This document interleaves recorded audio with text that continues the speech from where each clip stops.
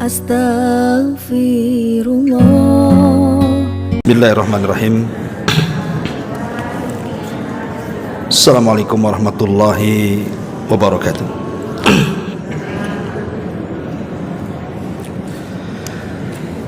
Alhamdulillah wassalatu wassalamu ala Rasulillah wa ala alihi wa sahbihi wa mawalah wa la hawla wa la quwata illa billahi wa ba'du.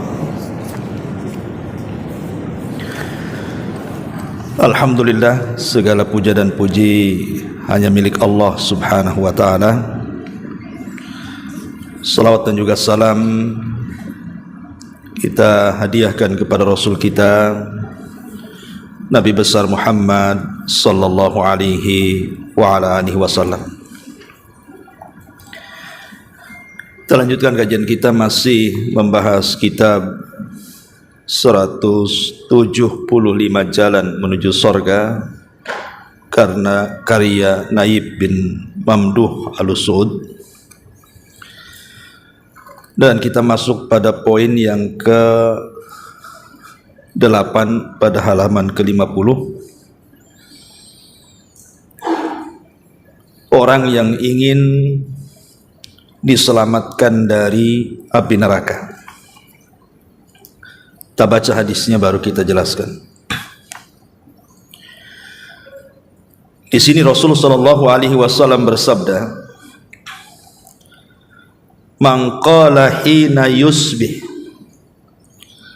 Allahumma inni asbahtu ushhiduka wa ushhidu hamalata arshika wa malaikataka wa jami'a khalqika annaka antallah la ilaha illa anta wahdaka la syarika lak wa anna muhammadan abduka wa rasuluk a'taqallahu rubu'ahu minan nar faman qala marrataini a'taqallahu nisfahu wa man qalaha thalathan a'taqallahu thalathata arba'ihi fa in qalaha arba'an a'taqallahu minan nar. Barang siapa yang ketika memasuki waktu pagi ia pun mengucapkan, ya Allah, sesungguhnya aku telah memasuki waktu pagi dengan menyatakan persaksian kepada para malaikat-malaikat yang memikul arasy-Mu, persaksian kepada seluruh malaikat-malaikat dan persaksian kepada seluruh makhluk ciptaan bahwasannya Engkau adalah Allah, zat yang disembah. Tidak ada sesembahan yang berhak disembah kecuali Engkau satu-satunya. Tidak ada sekutu bagimu. Dan bahwasanya Muhammad adalah hamba dan utusan-Mu. Maka barang siapa yang mengucapkan kalimat ini, kata Rasul, niscaya Allah akan menyelamatkan 1/4 darinya dari api neraka. Barang siapa mengucapkan 2 kali, niscaya Allah akan menyelamatkan 1/2 darinya. Barang siapa yang mengucapkan 3 kali, niscaya Allah akan menyelamatkan 3/4 darinya. Namun jika dia mengucapkannya 4 kali, niscaya Allah akan menyelamatkan darinya seluruhnya dari api neraka. Taib. Ma'asyiral muslimat yang dimuliakan Allah subhanahu wa ta'ala, poin ke-8 ini di antara jalan menuju surga Allah subhanahu wa ta'ala adalah membaca doa saat pagi. Dan salah satu doa yang dibaca atau zikir yang dibaca di pagi hari adalah zikir ini. Ini yang disebut dengan zikir pagi petang namanya. Lah salah satu zikir pagi petang inilah yang diajarkan Nabi sallallahu alaihi wasallam. Ushhidu wa ushhidu hamalata arsyik wa malaikataka wa jami'a khalqika annaka antallah la ilaha illa anta wahdahu la syarikalah wa anna Muhammadan abduka wa rasuluka. Ini pendek dan mudah dihafal insyaallah. Baik. Ada sebuah ayat dalam Al-Qur'anul Karim di mana Allah Subhanahu wa taala ketika menyebutkan kebahagiaan orang-orang yang beriman saat menjelang kematiannya. Di antara seruan yang diseru malaikat kepada orang yang sedang naza, yang sedang sakaratul maut itu, apa seruannya? Ya ayyatuhan nafsul mutmainnah irji'i ila rabbiki radiyatan mardiyah. Wahai jiwa yang tenang, keluarlah kepada keridhaan Allah Subhanahu wa taala, dan dia pun akan mendapatkan redha dari Allah Subhanahu wa taala. Sebagian ahli tafsir mengatakan, ketika malaikat mencabut nyawa, kemudian mengatakan wahai jiwa yang tenang. Siapa jiwa yang tenang ini? Jiwa yang tenang adalah jiwa yang semasa hidup dia senantiasa berzikir kepada Allah Azza wa Jalla. Dan itu dijelaskan dalam ayat yang lain, ala bi dzikrillahi tatmainnul qulub. Ingatlah dengan memperbanyak zikir kepada Allah Azza wa Jalla, itulah yang membuat tenang. Jadi zikir itu menenangkan. Bahkan saat dipanggil ketika sakaratul maut saja, panggilannya adalah jiwa yang tenang. Kenapa jiwanya tenang? Karena selama hidupnya dia senantiasa berzikir kepada Allah Subhanahu wa taala. Ma'asyiral muslimat yang dimuliakan Allah Subhanahu wa taala, lah salah satu zikir yang diajarkan Rasul kepada kita. Ingat, kalau bisa jangan sembarang seseorang itu membuat zikir yang tidak diajarkan Nabi.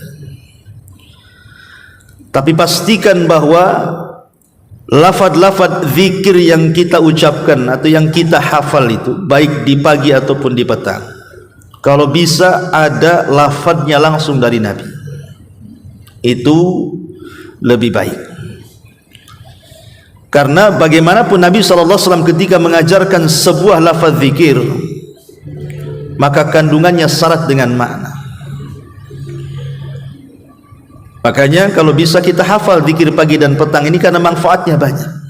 Lah salah satunya adalah ini yang dibaca ketika kita zikir di pagi dan petang hari. Lalu kapan waktunya? Zikir pagi itu kapan waktunya? Ulama mengatakan boleh dibaca sebelum subuh dan boleh dibaca setelah subuh sampai waktu duha. Itu zikir pagi. Tapi kalau zikir petang bisa dibaca setelah asar atau setelah maghrib. Jadi boleh setelah asar, boleh juga setelah maghrib. Tapi kalau pagi boleh sebelum subuh ataupun setelah subuh sampai waktu duha. Jadi waktunya panjang sebenarnya. Lah di sini Nabi SAW memberikan sebuah keutamaan. Satu lafaz ini saja Bu, kalau ibu baca, ushiduka wa ushidu hamalata arshika wa malaikataka wa jami'a khalqika annaka antallahu la ilaha illa anta wahdaka la syarika lak wa anna Muhammadan abduka wa rasuluh. Apa kata Nabi SAW? A'taqallahu rubu'ahu minan nar. Maka Allah Subhanahu wa taala akan membebaskan 1/4 badan kita dari api neraka. Berarti kalau seandainya 2 kali kita baca, berarti separuh badan kita diselamatkan dari neraka. Berarti kalau seandainya 3 kali, berarti 3/4 badan kita selamat dari neraka. Kalau 4 kali, selamatlah dari kepala sampai kaki, terbebas dari api neraka. Kan enak, baca 4 kali saja, 1 badan kita sudah diselamatkan. Kalau 1 kali kan 1/4, kemudian 2 kali separuh, kemudian 3 kali 3/4. Kalau 4 kali, berarti semua badan kita terselamatkan dari api neraka. Lihat bagaimana rahmat Allah subhanahu wa ta'ala kepada kita. Hanya membaca 1 doa ini saja 4 kali, itu sudah dijamin kita oleh lisan Nabi SAW terbebas dari api neraka. Ma'asyiral muslimat yang dimuliakan Allah Azza wa Jalla, ini bagian kecil keutamaan zikir pagi ini. Baik, kita akan bentangkan sedikit keutamaan yang lebih daripada itu yang dijelaskan oleh para ulama. Para ulama mengatakan bahwa di antara keutamaan atau rahasia zikir pagi itu, mereka mengatakan bahwa asraru adhkaris sabah wal masa, ada rahasia besar ketika ibu baca zikir di pagi ataupun petang hari itu.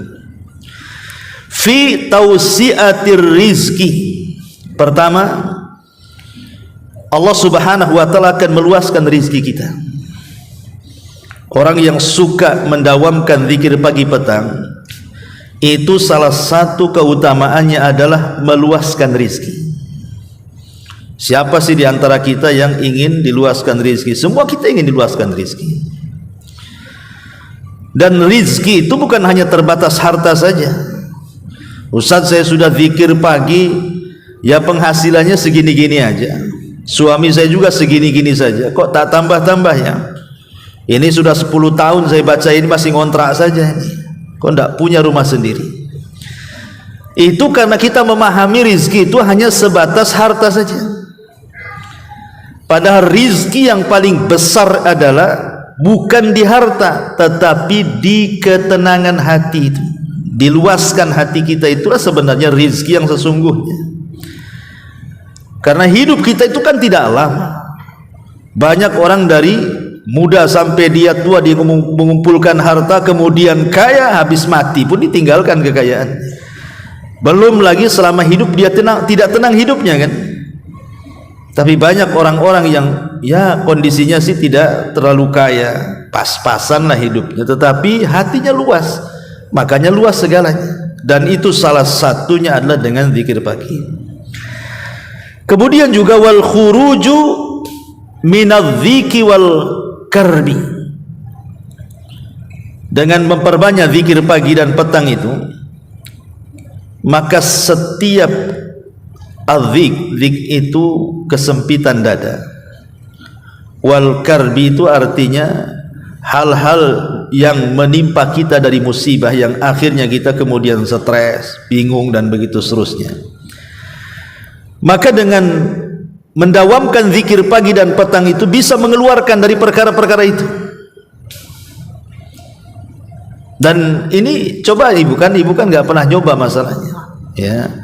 Coba kalau mamanya lagi stres, lagi bingung, lagi ada masalah, teruslah lisan itu berzikir kepada Allah Azza wa Jalla. Maka nanti ada khasiatnya itu, tentu dengan sebuah keyakinan bahwa ketika kita lebih mendekatkan diri kepada Allah Azza wa Jalla, Allah akan turunkan ketenangannya kepada kita.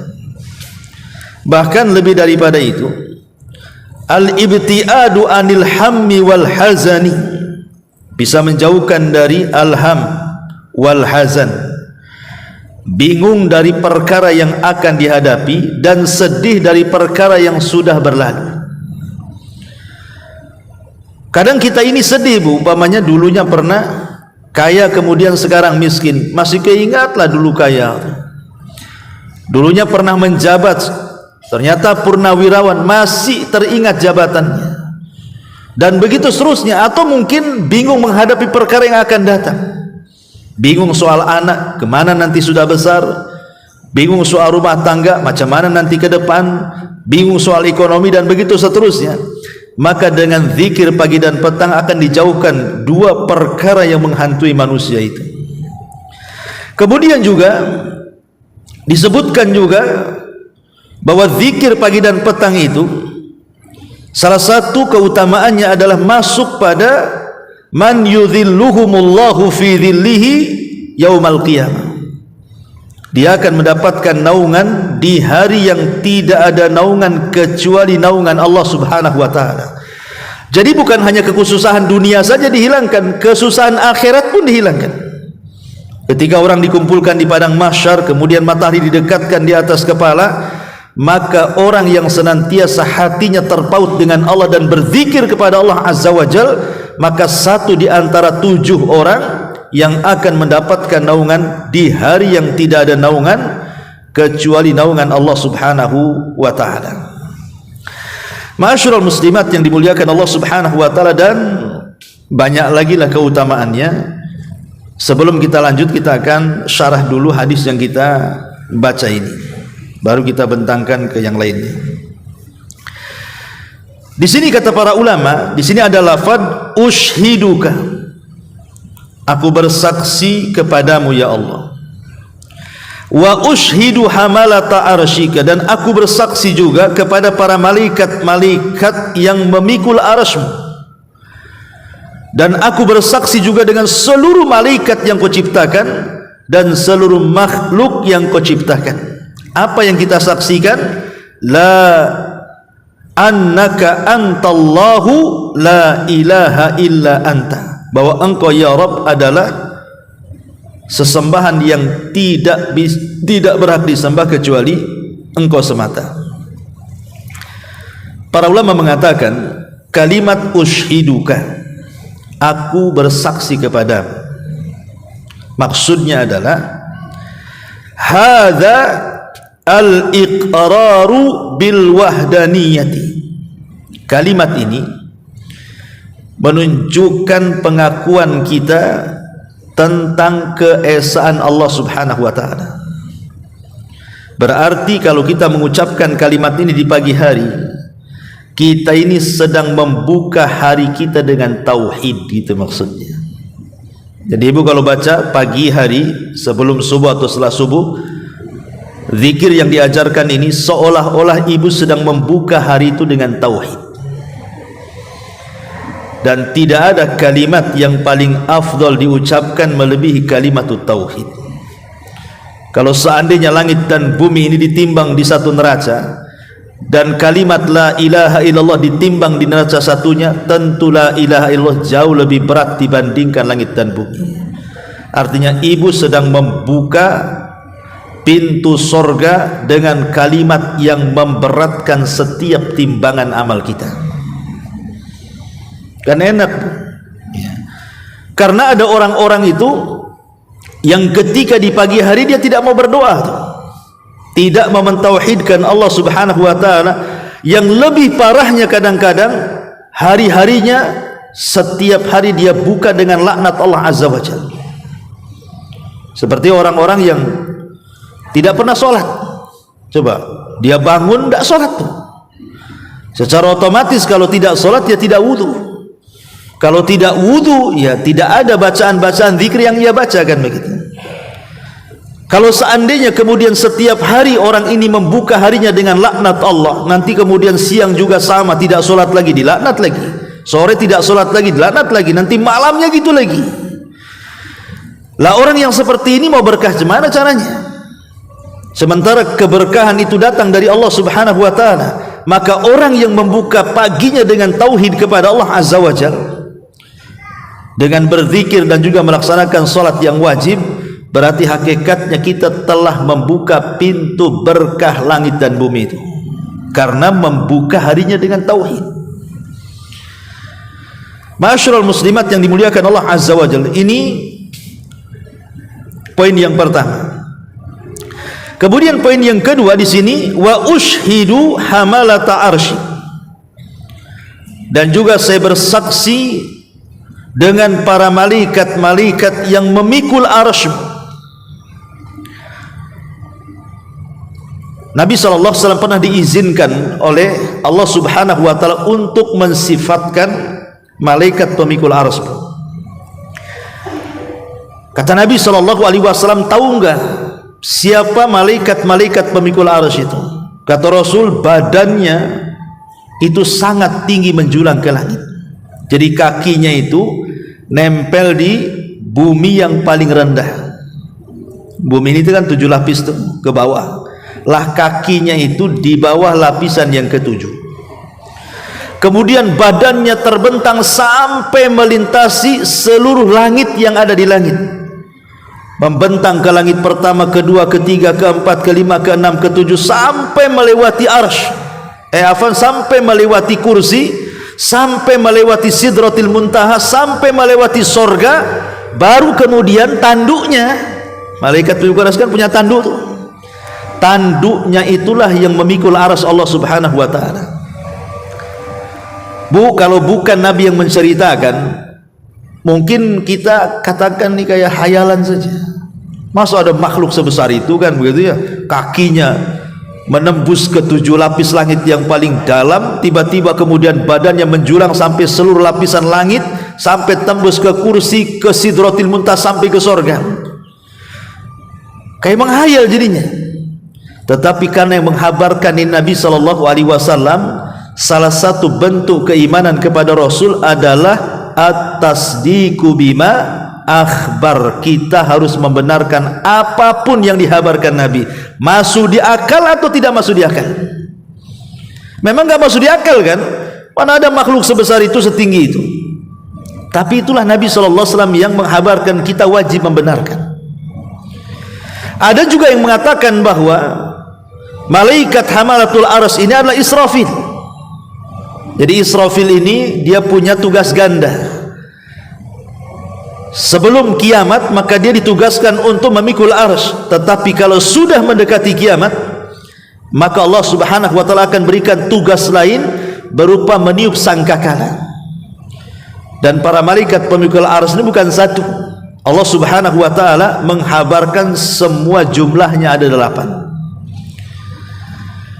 Ketika Allah Subhanahu wa Ta'ala menciptakan arsy ini belum disanggah oleh malaikat, belum. Jadi Allah ciptakan arsy, baru Allah ciptakan malaikat pemikulnya. Lah para malaikat pemikul arsy ini ditugaskan oleh Allah untuk memikul arsy. Ketika melihat besarnya arsy, malaikat-malaikat ini sempat kurang optimis kalau dia sanggup memikul arsy itu, dan mengatakan, ya Rabb, arsy sebesar ini mana sanggup kami memikulnya, katanya. Karena besarnya arsy Allah itu, Bu, ibu bisa bayangkan kalau seandainya langit dengan bumi saja kita bandingkan, ibarat ibu lempar cincin ke padang pasir. Cincin itu buminya, padang pasir itu langitnya. Kalau kita gabungkan tuh langit dengan bumi, kemudian kita bandingkan dengan kursi, maka sama dengan cincin dilempar ke padang pasir. Cincin itu langit buminya, padang pasir itu kursinya. Oke lah, kita gabung semuanya, kursinya, sak langitnya, sak buminya, sak planet-planetnya, semuanya kita gabung jadi satu. Dibandingkan dengan arsy Allah Subhanahu wa Ta'ala, maka itu sama dengan cincin dilempar ke padang pasir. Cincin itulah kursinya, langitnya, buminya, galaksinya. Padang pasir itulah arsy-nya. Cemana yang menciptakannya? Allahu Akbar. Tentu Allah lebih besar dibandingkan makhluknya kan. Makanya sempat kemudian malaikat-malaikat pemikul arsy saat diciptakan itu enggan untuk memikul arsy. Mana sanggup kami memikul ini, katanya. Tapi Allah Subhanahu wa Ta'ala ajarkan satu doa kepada para malaikat, agar malaikat mengucapkan la haula wala quwwata illa billahil azim. Tidak ada daya dan kekuatan kecuali milik Allah Subhanahu wa Ta'ala. Ketika malaikat membaca la haula wala quwwata illa billah, tiba-tiba muncul kekuatannya, dan sejak itulah malaikat pemikul arsy memikul arsy sampai hari ini, bahkan sampai kiamat dibangkitkan. Dari sini ada faedah, Bu, jangan remehkan kalimat la haula wala quwwata illa billah. Ini kalimat yang bisa memberikan kekuatan kepada badan kita dan juga pikiran kita. Jadi ibu kalau lagi lemas nih kan, mungkin sakit pinggang, sakit apalah, lagi lemas habis capek gitu Bu ya, biasakan mengucapkan la haula wala quwata illa billah. Itu bisa menambah kekuatan tuh. Asal yakin ya, yakin kepada Allah Subhanahu wa taala bahwa tidak ada daya dan kekuatan kecuali milik Allah Subhanahu wa taala. Karena lihat malaikat ini yang tidak sanggup mikul aras ketika mengucapkan kalimat itu jadi kuat dia. Lah kita bersaksi dengan para malaikat yang kuat-kuat yang Allah Subhanahu wa taala ciptakan di sini. Kemudian wa malaikatahu, dan seluruh malaikatnya. Ini namanya penyebutan khusus dulu baru umum. Karena kan malaikat aras kan bagian malaikat juga, disebutkan juga malaikat lainnya, menunjukkan bahwa ada keistimewaan para malaikat pemikul arsy karena disebutkan secara khusus, kemudian baru bicara tentang seluruh malaikat. Wa malaikatahu, dan aku bersaksi kepada seluruh malaikat-malaikat. Kenapa kita bersaksi kepada seluruh malaikat Allah Azza wa Jalla juga? Karena tidak ada makhluk yang diciptakan yang hanya untuk beribadah kepada Allah kecuali para malaikat. Jadi Allah itu tidak ada kekurangan dari makhluknya yang menyembahnya. Makanya ada istilah kalau seandainya seluruh malaikat kufur, tidak akan mengurangi kekuasaan Allah. Kalau seandainya seluruh manusia beriman, tidak akan menambah kekuasaan Allah. Karena kalau seandainya tidak ada manusia, cukup malaikat saja, jumlah mereka jauh lebih banyak dibandingkan kita, dan mereka tidak pernah maksiat kepada Allah. Itulah kekuatan dan kekuasaan Allah Subhanahu wa taala. Baru setelah itu wa jami'a khalqika, dan seluruh makhluk-makhlukmu. Karena tidak ada makhluk yang Allah ciptakan selain manusia kecuali semua bertasbih. Semua bertasbih dengan mengucapkan kalimat alhamdulillah. Makanya Allah mengatakan wa im min kulli syai'in illa yusabbihuna bihamdihi walakin la tafqahuna tasbihahum. Tidaklah segala sesuatu yang Allah ciptakan melainkan semua bertasbih dengan memuji Allah, tapi kalian tidak tahu tasbih mereka. Jadi kalau seandainya Allah perdengarkan tiang ini Bu, tiang di masjid ini, Allah perdengarkan tiang ini bertasbih, maka ibu akan mendengar tiang ini mengucapkan kalimat alhamdulillah. Kalau seandainya umpamanya itu lemari buku itu bertasbih juga Bu, cuman kan ibu tidak dengar tasbihnya. Kalau dia mau bertasbih dan diperdengarkan, maka ibu akan dengar lemari itu mengucapkan alhamdulillah. Dan semuanya, semua makhluk yang Allah Subhanahu wa taala ciptakan. Lah kita bersaksi untuk apa? Untuk tauhid, annaka antallah la ilaha illa anta wahdaka la syarikalah. Bahwasanya engkau ya Rabb, engkau adalah Allah yang tidak ada sesembahan yang berhak disembah kecuali engkau saja, dan tidak ada sekutu bagi engkau, wa anna Muhammadan abduka wa rasuluh, dan bahwasanya Muhammad adalah hamba Allah dan rasulnya.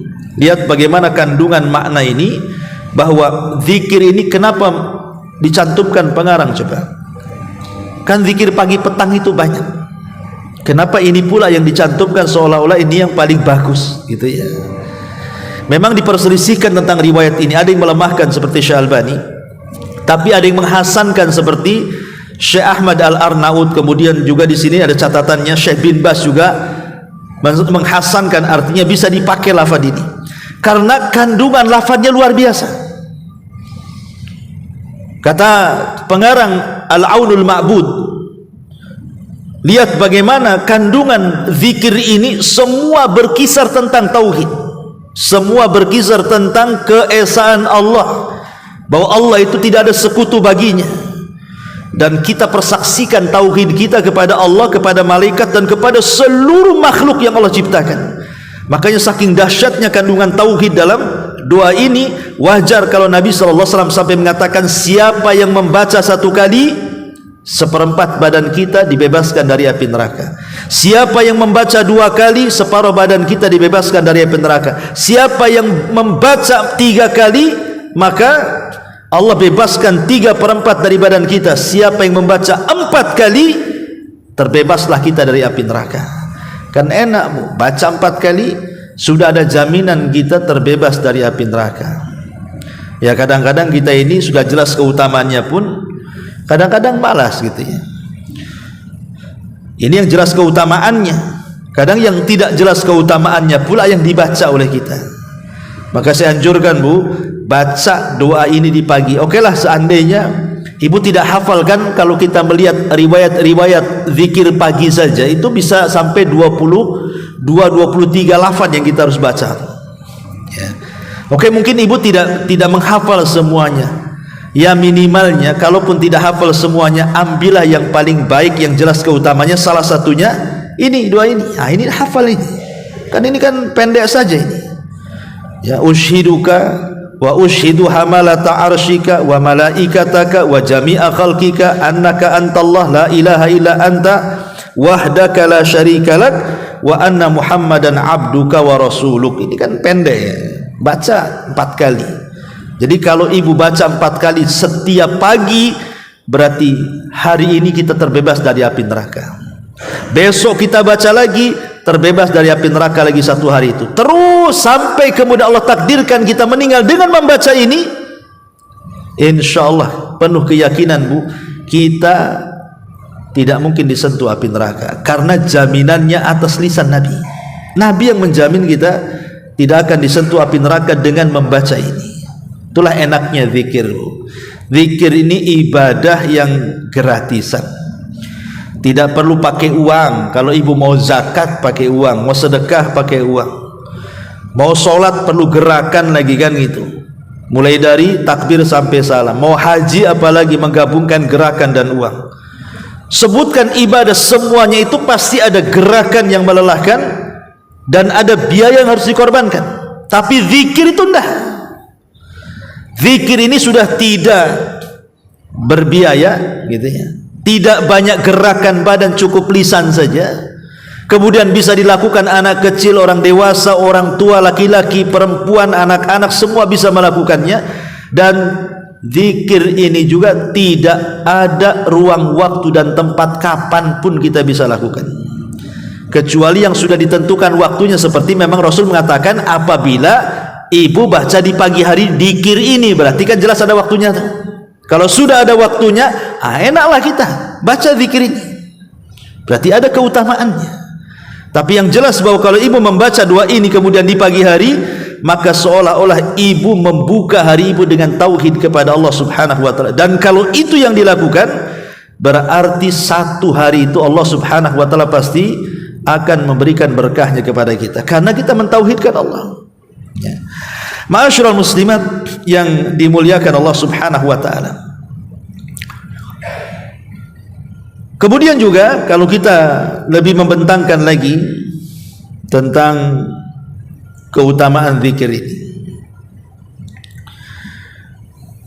di antara faedahnya, faedah daripada zikir ini apa sih? Kenapa kemudian zikir yang kita baca ini sangat penting dibaca setiap pagi? Saya ambil ucapan seorang ulama namanya Al-Imam As-Safarini rahimahullahu ta'ala di dalam kitabnya Syarhu Manzumah Al-Adab. Apa kata beliau? Wal hikmatu fihi iftitahun nahari wa ikhtitamuhu bil adhkari allati 'alaiha al-madar wa hiya mukhul ibadati wa biha tahsulul afiyatu was sa'adatu. Beliau mengatakan, adapun hikmahnya kenapa kita buka dengan zikir ini di pagi hari dan juga kita tutup dengan zikir ini di petang hari, kata beliau, karena zikir itu sendiri adalah mukhul ibadah. Dia adalah jantung daripada ibadah itu sendiri. Hati kalau tidak ada zikir Bu, itu jadi mati, maksudnya begitu. Makanya ada istilah perbedaan orang yang berzikir dengan orang yang tidak berzikir, itu sama dengan orang mati dan orang hidup. Jadi kalau orang mati itulah orang yang enggak zikir itu. Kalau orang hidup itulah orang yang berzikir. Atau kalau lebih jelasnya, orang yang berzikir dengan orang yang tidak berzikir itu sama kalau ibu punya rumah, tidak ada pintu, tidak ada jendela.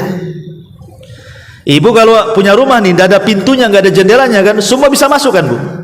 Kotoran bisa masuk, debu bisa masuk, sampah-sampah bisa masuk, kena angin, bahkan maling pun bisa masuk, penjahat pun bisa masuk. Lah itulah hati kalau tidak berzikir, semua bisa masuk ke badan tuh. Setan bisa masuk, was-was bisa masuk, stres bisa masuk, semua bisa masuk tuh jadinya kan. Tapi kalau ibu berzikir berarti seolah-olah ibu punya rumah, ada pintu, ada jendelanya, tidak sembarang masuk. Setan aja tidak bisa masuk, kejahatan tidak bisa masuk, was-was tidak bisa masuk, stres sedih tidak bisa masuk. Kenapa? Karena ada tamengnya tuh. Tameng itulah zikir kepada Allah Subhanahu wa taala. Bahkan lebih daripada itu, wa biha tahsulul afiyatu was sa'adah.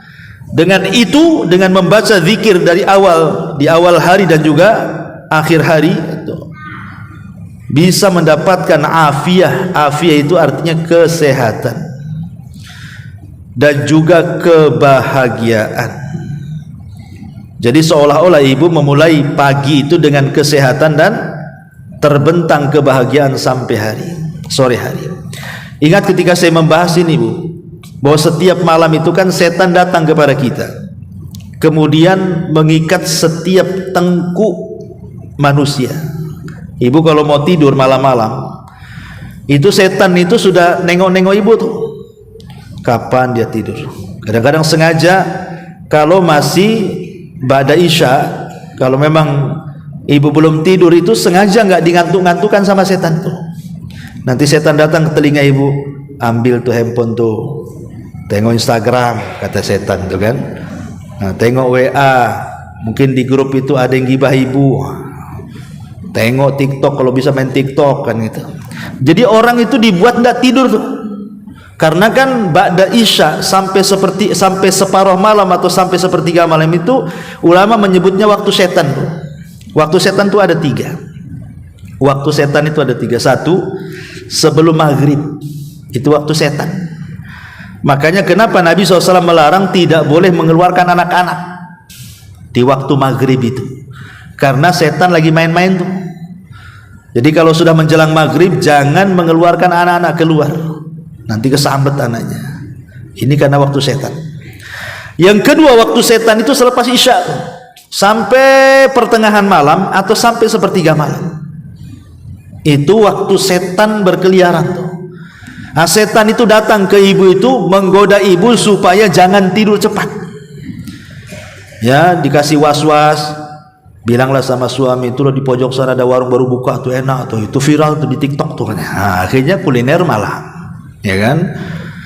Pulangnya jam 11. Pulang itu tidak langsung tidur, nengok handphone dulu sampai jam 12, jam 1 baru ngantuk. Jadi setan itu mempermainkan kita itu, ba'da isya itu gimana caranya jangan sampai tidur. Nanti kalau sudah jam 12 baru nguap-nguap, ngantuk-ngantuk, jam 1 tidur, dipastikan kalau jam 1 tidur, tidak mungkinlah tidur 1 jam 2 jam ibu bangun. Apalagi memang julukannya Ummu Naum gitu ya. Ibu tukang tidur, iyalah itu makin gak bangun kan gitu. Jadi kalau sudah seperti itu, sudah tidurnya lambat, setan itu ketika tidur ganggu lagi tuh. Sudah diganggu jangan tidur, ketika tidur diganggu lagi dengan cara apa? Diikatlah tengkuk kita itu 3 ikatan. Lah setiap satu ikatan itu kan ada mantranya tuh. Apa mantranya? Kata setan, nim naumatan tawilah katanya. Tidur malam masih panjang katanya. Nanti diikat lagi, gitu lagi. Tidur malam masih panjang, tidur malam masih panjang. Padahal sudah subuh tuh. Masih tidur masih panjang, tidur masih panjang saja tuh. Baru kalau jam 8 kata setan bangun katanya. Setan yang bangunin kita. Tapi kalau kita bangun sebelum subuh, kemudian kita bacalah doa ini, Bu. Doa yang diajarkan Nabi SAW ini. Ya, ushiduka wa ushidu hamalata arsyika, dan begitu seterusnya. Apa kata Nabi SAW? Wa idza staiqadha wa dzakarallaha, apabila orang itu terbangun kemudian dia berzikir kepada Allah Azza wa Jalla, maka hilang 1 ikatan. Baru 1 ikatan. Ya, tapi kalau seandainya kemudian lanjut setelah berzikir ibu baca ini atau baca-baca zikir pagi yang lainnya gitu ya, sebelum subuh tuh, kemudian ibu mulai beranjak ke kamar mandi, kemudian berwudu, hilang 2 ikatan. Kemudian ibu sholat subuh atau mungkin sholat yang lain sebelum subuh, maka 3 ikatan itu hilang. Apa yang terjadi? Maka di pagi hari kata Nabi SAW, tayyibu nafsi, ibu jiwanya bersih, jiwanya akan tentram, tenang. Bahkan dalam riwayat, ibu akan nasyid, akan semangat, tahu arah hidup hari itu. Tapi orang kalau kemudian tidak baca zikir, tidak wudu, tidak sholat, maka hari itu akan menjadi hari yang paling buruk dalam hidupnya. Kenapa? Karena Allah buat kotor jiwanya, dan Allah berikan masalah yang terkadang tidak tahu datang dari mana masalah itu. Tahu-tahu banyak masalah saja. Kan lihat keutamaan zikir luar biasa. Makanya kalau ibu baca ini luar biasa, bisa mengurai ikatan setan kalau dibaca sebelum subuh, gitu maksudnya. Kalau dibaca setelah subuh ya lain lagi keutamaannya. Tapi yang jelas bahwa satu zikir ini saja, ini sudah cukup bagi kita, kata Nabi SAW, membebaskan kita dari api neraka. Wallahu a'lam bishawab. Ini juga diantara perkataan Al-Imam As-Safarini rahimahullahu ta'ala. Kemudian juga dikatakan oleh para ulama yang lainnya bahwa zikir pagi dan petang ini kasbu ridallahi azza wajal, ibu akan mendapatkan keridhaan Allah azza wajal, ziyadatu quwwatil imani billah, dan akan bertambah kekuatan iman kita kepada Allah, dawamu silati billah, dan akan senantiasa terhubung antara kita dengan Allah subhanahu wa ta'ala, wa dzikrullahi azza wa jalla lil abdi fi malail a'la, dan lebih daripada itu nama ibu disebut-sebut di atas langit sana. Jadi kalau ibu ingin terkenal di langit, ingin jadi selebritis langit, banyak-banyak zikir maksudnya. Maka yang memuji kita itu para malaikat di langit sana. Bayangkan Allah menyebut nama kita, kemudian memuji kita, habis itu dipuji oleh seluruh malaikat yang ada di langit. Kita dipuji malaikat Jibril, Mikail, Israfil, dan seluruh malaikat langit. Apa enggak bangga kita itu? Maksudnya enggak yakin sih, itu yang masalahnya. Ya, coba kalau yakin, kita bisa jadi selebritis langit tuh, hanya cukup membaca zikir saja. Ketika ibu baca zikir ini, nama kita disebut-sebut di langit. Kemudian juga al-hifdzu min syarril insani wal jin, bisa menghilangkan keburukan yang datang dari manusia dan jin. Wa syarri kullil makhluk, bahkan keburukan seluruh makhluk. Dengan berzikir kepada Allah, kita dijauhkan dari keburukan manusia, keburukan jin, dan keburukan seluruh makhluk. Karena Allah subhanahu wa ta'ala menciptakan manusia itu kan tidak semuanya baik. Ibu punya kawan kan, ada yang baik, ada yang tidak baik kan, itu ya. Lah kita berlindung kepada Allah dengan memperbanyak zikir itu, jangan sampai kita mendapatkan keburukan dari kawan yang tidak baik. Karena kawan yang tidak baik ini kadang-kadang hasad, kadang-kadang dengki, kadang-kadang dendam, kadang-kadang punya penyakit di matanya, ain hasad, itulah ain hasad kan. Kita tidak tahu. Atau jin yang tidak terlihat, atau mungkin makhluk yang lainnya, virus-virus, ya, ataupun apalah yang bisa menyakiti kita. Tapi dengan berzikir kepada Allah, itulah yang disebut dengan hisnul muslim. Zikir itu ibarat benteng yang bisa menghalangi kita dari seluruh keburukan. Kemudian juga at-tamattu bihifdzillahi azza wa jalla wa himayatihi, maka Allah subhanahu wa ta'ala akan senantiasa menjaga kita sepanjang hari kita. Maghfiratuz dzunubi was sayyi'at, bisa menghapuskan dosa-dosa dan keburukan-keburukan. Ziyadatul hasanati was thawab, bisa menambah kebaikan dan pahala. Dukhulul jannati bifadlillahi azza wa jalla wa karamih, dan bisa menyebabkan kita masuk surga dengan karunia Allah azza wa jalla. Wa dawamu ni'amillahi azza wa jalla, dan Allah akan tetapkan nikmat kepada kita. Wal barakatu fih, bahkan akan memberikan berkahnya. Kifayatul hammi wal ghammi wal hazan fid dunya wal akhirah, akan menjauhkan dari kebingungan, stres, kesedihan di dunia dan akhirat. Tuma'ninatul qalbi wansyirahu sadri, dan bisa menenangkan hati dan melapangkan dada. At-tahassun minasyaitan wa makayidihi, dan bisa menghalangi tipu daya syaitan-syaitan yang akan mengganggu kita. Wal hifdzu minal hasadi wal ain, dan bisa menjaga dari hasad dan penyakit mata. Imdadul jismi bil quwwati wat taqah, dan Allah akan berikan kekuatan kepada badan kita. Jilbur rizki wa qada'i daini, bahkan bisa memperluas rizki dan membayar hutang-hutang kita. Hifdul makanil ladzi yabitu fihi al-insan, bahkan bisa menjaga tempat yang kita tinggal di situ. Rumah kita tidak akan didekati oleh syaitan. Dan banyak lagi keutamaan zikir di pagi dan petang hari. Wallahu alam, ini saja yang bisa saya sampaikan. Sebelum saya tutup, silakan Bu, kalau ada yang bertanya. Tafadhol.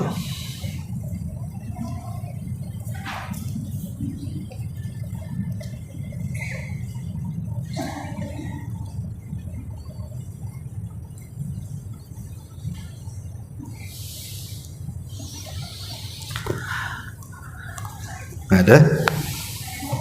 Ya. Ada mic-nya?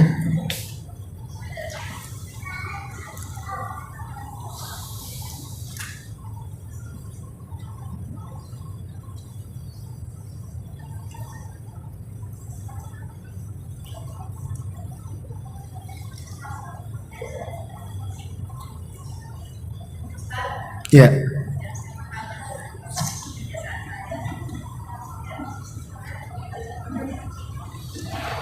Enggak dengar Bu ya? Coba pakai mic.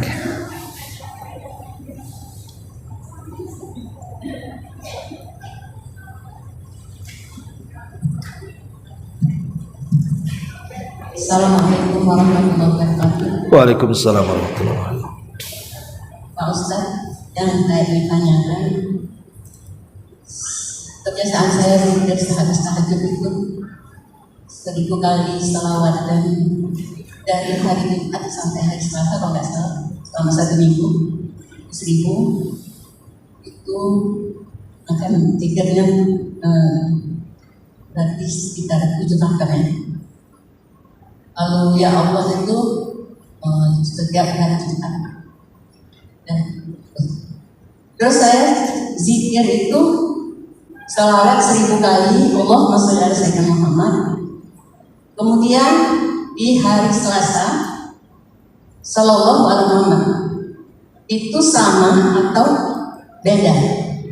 Sedangkan artinya semoga Allah memberi rahmat kepada Nabi kita Muhammad SAW. Dan Allahumma sholli ala sayyidina Muhammad, aku bersaksi bahwa tiada Tuhan selain Allah, Nabi Muhammad adalah utusan Allah. Kalau kita baca beda itu apakah sama? Bentar. Ibu pertama bacaan Allahumma sholli ala Sayyidina Muhammad 1000 kali. Kemudian ini jatuhnya pada hari Selasa. Oke. Sallallahu alaihi wasallam. Sallallahu alaihi wasallam. Jadi yang satu lafadznya Allahumma sholli ala Sayyidina Muhammad, yang kedua sallallahu alaihi wasallam. Apa bedanya gitu? Oke. Iya. Sudah? Oke. Alhamdulillah, salatu wassalamu ala Rasulillah, amma ba'du. Jadi gini Ibu ya. Apa yang Ibu lakukan itu sudah bagus. Ya, artinya memperbanyak sholawat itu jelas gitu ya pahalanya. Tetapi alangkah baiknya kalau seandainya orang paham tentang apa sih makna sholawat itu. Kalau kita paham makna sholawat, maka kita lebih tertarik untuk mengucapkan sholawat kan itu ya. Sholawat itu kan terdiri dari 2 kata Bu. Ada sallallahu alaihi wasallam. Ya, ada sholawat, ada salam. Apa maksudnya sholawat dengan salam di sini? Sholawat itu artinya doa. Makanya sholat itu disebut sholat karena isinya doa. Adapun sholawat sendiri, sholawat itu ada 3 macam. Ada sholawat dari Allah, ada sholawat dari para malaikat Allah, ada salawat kita kepada Rasulullah. Adapun salawat Allah kepada kita, innallaha wa malaikatahu yusalluna 'alan nabi. Sesungguhnya Allah dan para malaikatnya bersalawat kepada Nabi, kan itu ya. Ya ayyuhalladzina amanu sallu 'alaihi wa sallimu taslima. Wahai orang-orang yang beriman, bersalawatlah kepada Nabi dan ucapkan salam kepadanya. Jadi salawatnya Allah kepada Nabi, maksudnya Allah akan memuji Nabi kita di hadapan para malaikat di langit sana. Jadi Allah memuji Nabi kita di hadapan para malaikatnya. Itu salawat Allah kepada Nabi. Adapun salawat malaikat kepada Nabi SAW, maka para malaikat memintakan kepada Allah Subhanahu wa taala ampunan kepada Nabi SAW. Adapun salawatnya kita kepada Nabi SAW, seolah-olah kita mengatakan, ya Allah, pujilah Nabi kami di hadapan makhlukmu yang ada di langit. Jadi kita meminta kepada Allah agar Nabi kita dipuji oleh Allah Subhanahu wa taala di hadapan makhluknya yang ada di atas sana. Dan sebagai imbalannya, kalau kita bersalawat satu kali mengatakan, ya Allah, pujilah Nabi kita di hadapan para malaikat-malaikatmu, sebagai imbalannya maka Allah akan memuji kita di hadapan malaikatnya 10 kali lipat dibandingkan kita memuji Rasul satu kali. Makanya ada hadis mengatakan, barang siapa yang bersalawat satu kali, maka Allah akan bersalawat 10 kali kepada kita. Coba bayangkan, kita hanya meminta, ya Allah, pujilah Nabi kami di hadapan makhlukmu di atas langit, maka Allah akan memuji kita 10 kali lipat lagi di hadapan makhluknya. Kan enak tuh, kita akan dipuji-puji di langit, kan itu. Jangankan orang langit tuh, satu kota Batam muji ibu aja kepala ibu besar. Satu kota Batam loh, gak ada yang benci ibu, semua muji ibu. Apa enggak hidung bengek bu, semua besar kan itu. Wah, senang kali itu. Itu baru satu kota Batam memuji ibu. Ini yang muji bukan orang, malaikat lagi. Ya kan, harusnya kan lebih bangga lagi kita dipuji malaikat kan. Hanya ngomong Allahumma sholli ala Muhammad saja 10 kali lipat Allah puji kita di langit sana. Itu makna sholawat ya. Adapun makna salam, kenapa kita harus mengucapkan berdoa keselamatan kepada Nabi? Kalau di masa Nabi SAW masih hidup, ya mungkin kita akan bela supaya Nabi jangan disentuh musuh-musuhnya, supaya selamat kan gitu ya. Tapi kan Nabi sudah nggak ada lagi di hadapan kita, dia sudah meninggal. Lalu kenapa kita mendoakan keselamatan bagi Nabi? Nabi kan sudah meninggal. Maksudnya kita mendoakan keselamatan itu sebagai adab kita kepada Rasul, agar jangan sampai ada orang yang menyakiti Rasul setelah kematiannya. Dengan cara apa? Menggali kuburannya. Kan ada orang yang berusaha itu mengambil jasad Nabi kan. Dan itu sudah berkali-kali tuh ada orang yang membuat terowongan mengarah ke kuburan Nabi, tapi oleh kerajaan Saudi selalu ketahuan. Kenapa? Karena Allah selamatkan jasadnya, jangan sampai dicuri orang, jangan sampai disakiti orang. Makanya kita berdoa keselamatan bagi Nabi SAW. Ya enggak, maksud bukan keselamatan, Nabi sudah jelas selamat kan begitu. Maksudnya kalau selamat dari neraka, ya Nabi orang yang pertama kali selamat dari semua makhluknya kan itu.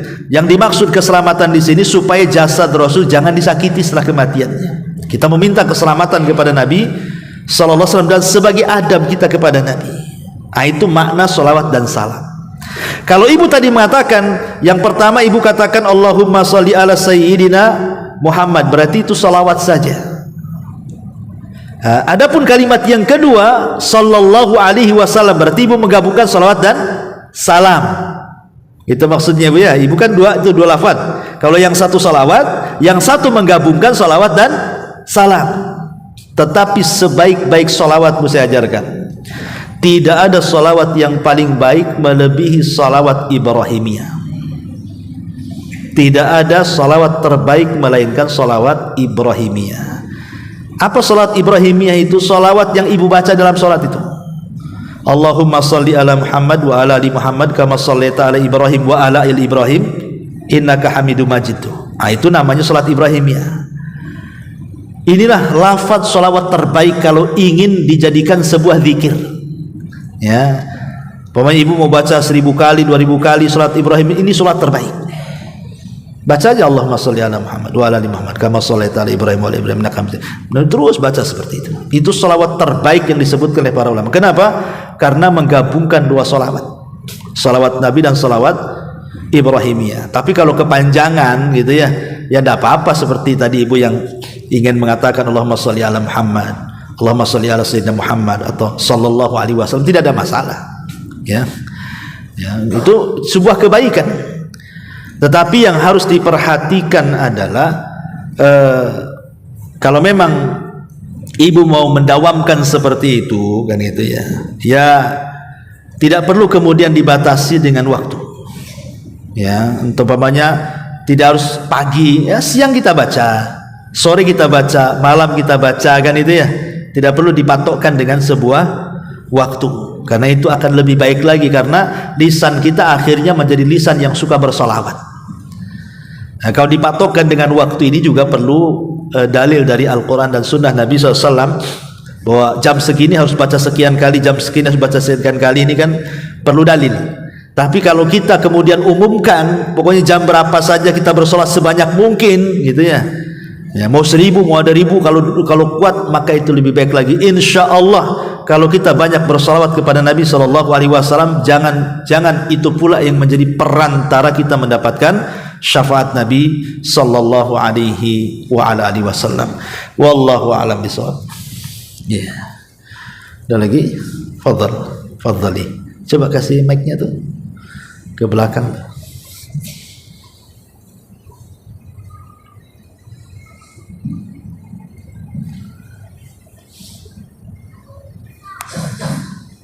Bismillahirrahmanirrahim. Iya. Assalamualaikum Ustaz. Waalaikumsalam warahmatullahi wabarakatuh. Saya mau bertanya, jadi ada salah satu kerabat kami, misalnya dalam beberapa hal terdapat orang yang sakit, dia mendoakan semoga kamu diberi kesehatan oleh Allah dan Rasulnya, atau misalnya dia berdoa semoga kamu diberikan rezeki oleh Allah dan Rasulnya. Saya ingin bertanya, gimana tauhidnya di sini Ustaz? Assalamualaikum. Waalaikumsalam. Ya, alhamdulillah.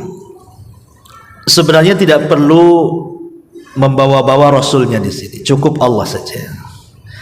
Karena ada hadis Nabi SAW ketika ada seorang sahabat mengatakan Masya Allahu wa syi'ta, atas kehendak Allah dan engkau.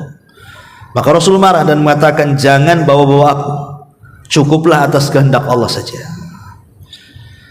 Jadi kalau seandainya ada orang kena musibah, ya, maka ada doa-doa yang diajarkan Nabi SAW seperti umpamanya mengatakan la ba'sa tahurun insyaallah, kan itu ya, atau syafaqillah, kita doa seperti itu.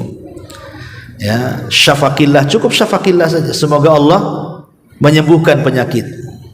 Atau nasihati, berdoalah kepada Allah semoga Allah memberikan ganjaran akan musibah yang menimpaku. Kasih nasihat seperti itu. Jadi sebaiknya tidak membawa-bawa Rasulullah di sini. Cukup semoga Allah menyembuhkan kamu. Kenapa? Dari segi tauhid, jelas kalau dari segi tauhid ya ada sedikit cacat, karena Nabi SAW bukan penyembuh. Penyakit itu datang dari Allah dan Allah yang menyembuhkannya. Nabi SAW juga sakit. Bahkan sebelum meninggalnya dia sakit. Ya. Dan sakitnya itu yang menjadikan dia meninggal mana. Dan Nabi tidak bisa menyembuhkan dirinya sendiri.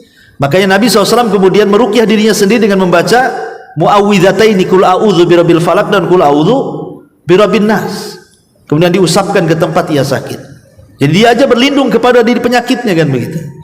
Sehingga tidak ada yang menyembuhkan penyakit kecuali Allah saja. Cukup kalau ada orang yang sakit, ya kita katakan semoga Allah menyembuhkan penyakitmu. La ba'sa tahurun insyaallah syafaqillah, atau apalah doa-doa yang diajarkan Nabi. Syukur-syukur kalau kita ikut meruqyah. Ya, meruqyah dengan doa-doa yang diajarkan Rasul atau ayat-ayat Al-Qur'an, dan kita niatkan ruqyah kita itu untuk penyembuhan saudara kita. Jadi dari segi tauhid ya tidak benar kalau membawa Rasul dalam kesembuhan. Karena Rasul bukan penyembuh. Ya, tidak ada nama Rasul itu Asy-Syafi. Syafi itu nama Allah. Asy-Syafi itu nama Allah. Kalau ibu mempelajari nama-nama dan sifat Allah dari 99 nama disebut dengan Asmaul Husna, maka salah satu nama Allah itu Asy-Syafi, yang menyembuhkan. Dan tidak ada nama Rasul Asy-Syafi. Nama Rasul itu Al-Mahi, Al-Hashir, Al-Aqib, Ahmad, Muhammad. Nah, itu betul tuh. Ya. Ahmad, Muhammad ini satu makna, artinya banyak pujian, orang yang banyak dipuji. Ahmad atau Muhammad. Atau Al-Hashir, yang akan mengumpulkan kelak pada hari kiamat, di tangan dia syafaatul uzma. Al-Mahi, yang menghapus, dengan kedatangannya menghapus semua agama dan membawa ajaran yang bisa menghapus dosa-dosa kita dengan tauhid. Kemudian Al-Aqib, artinya tidak ada nabi sepeninggalnya, dan tidak ada nama Rasul Asy-Syafi, penyembuh. Asy-Syafi itu hanya Allah Subhanahu wa ta'ala. Maka sebaiknya cukup semoga Allah menyembuhkan kamu saja. Wallahu a'lam. Ya, sampai di sini. Ini sudah hampir siang. Subhanaka wa bihamdika asyhadu an la ilaha illa anta astaghfiruka wa atubu ilaik. Allahu ta'ala alam. Assalamualaikum.